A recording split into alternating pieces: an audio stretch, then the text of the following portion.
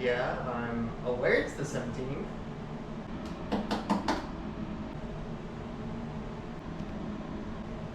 Oh, right, video day. Alright, look. I promise I'll get to it. I just got back from doing the laundry. Can I, get a few minutes for me to sit down and, get my bearings a little bit? Whoa, okay, chill. You don't have to do that, alright? I'll get to the video. Alright?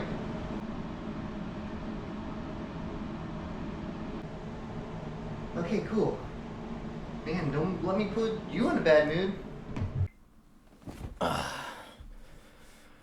Well, I'm back.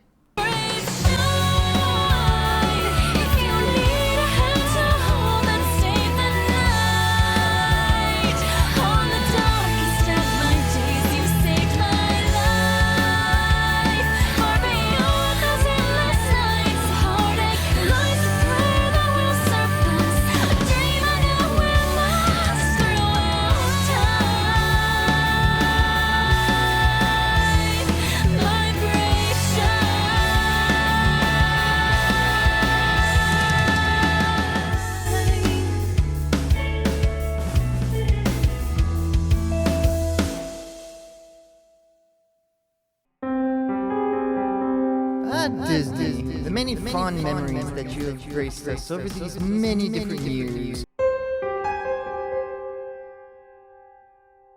And how you approached us and gave us a warm hug.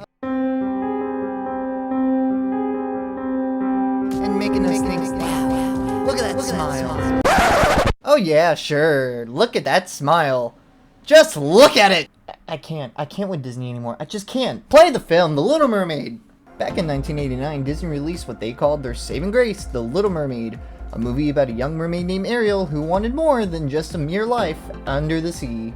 Which is more than I could say for the original book that it was based off of, but, Now the reason I call it its saving grace for Disney is because back then, Disney was kind of down in the dumps. I mean, with the passing of Walt Disney and some of their movies, not doing as great, they needed something that would pop, something that would inspire their studio to continue going, and thus, they started working on The Little Mermaid. And how did they do?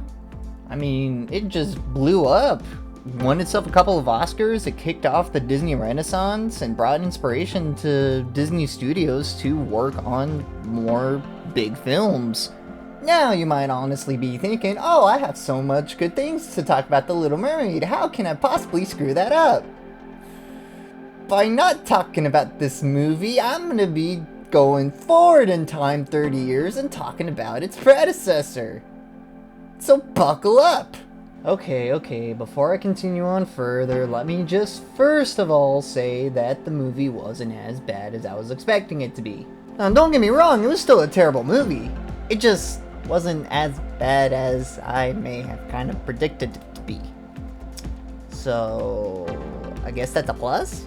I don't know, I think the general problem that I see with this movie is the same that I've seen with all the other live-action movies, and it's all still just a shot-for-shot remake. Now don't get me wrong, it at least did better than The Lion King did when it came to the, shot-for-shot remake kind of aspect of, the movie plot, but they still didn't really have anything new. And any new stuff that they did have for the movie, they kind of just went back and forth on it and couldn't really decide on what plot to really stick on. My case in point, Prince Eric. I will fight you all for saying that Prince Eric isn't your favorite character in the movie. In all honesty, he wasn't a bad character. He actually had a lot more storyline than, even Ariel did. I mean, we finally get a little bit more storyline about him wanting to go out and adventuring, wanting to get out of the castle. I mean, Disney finally achieved something that we've never seen in over a while. We finally get a Disney mother. Who is the mother, by the way? Let's see a picture of her.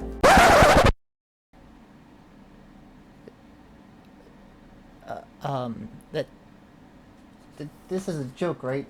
This can't be legit, right? This is clearly not a joke. Okay, Disney, okay. Who's Ariel's father? Oh, of course. Of course. Oh, we're gonna cut to commercial before I break someone's bones. Oh, okay. Okay. Okay. I'm refreshed. I'm energetic. And I'm just not gonna talk a whole lot about the parenting in The Little Mermaid. Already been enough news about that. What I will dive into a little bit, though, is I will dive into the crazy concept about Prince Eric's mother. So after doing a little bit of research, I came to the understanding that Prince Eric's mother is actually his stepmother. His parents were unknown at the time, and she just adopted him and was, oh, surprisingly, a queen. Ah, the ruling stepmother. Wait a minute. Disney, are you twisting stuff? Honestly, it was quite surprising to learn that Eric's stepmother was actually a pretty good mother. I mean, yeah, she still had her rules about, keeping him protected and all that, but all in all, she wasn't as bad as any other terrible Disney stepmother that I've seen. I also found it interesting too how they were able to tie her culture in with Prince Eric and allowing him to actually be a part of that kingdom's culture. And it applies a little bit more to the culture of The Little Mermaid, what we were really wanting. Still doesn't mean that the movie was as great as I wanted it to be, but what did do justice for the movie and what I kind of think was a little was Ariel.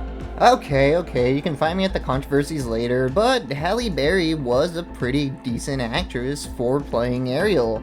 Her singing was astonishing, and her acting throughout the movie did add a lot of that new finesse that we really needed from a live-action remake. Now, I really can't say the same for all the other actors and actresses that were in the movie, outside of Prince Eric, but what I can say is that, after some long time thinking and re-looking at some of the parts of the movie, it did give a little bit of better progression from a live-action Disney movie than what I've seen in the past. All in all, relatively not as terrible, but still kind of terrible. I'd give this movie maybe a 7 out of 10. And 7 out of 10 is relatively better than, I don't know, a 6 out of 10 or 5 out of 10, granted all the other live action movies that I've seen.